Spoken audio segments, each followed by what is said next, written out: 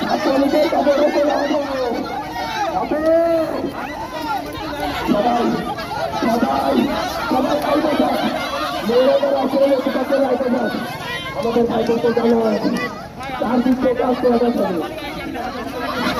police চলে দিল ভূমিকায় পুলিশ চলে দিল ভূমিকায় জবাব চাই চাওড়াদের শিক্ষা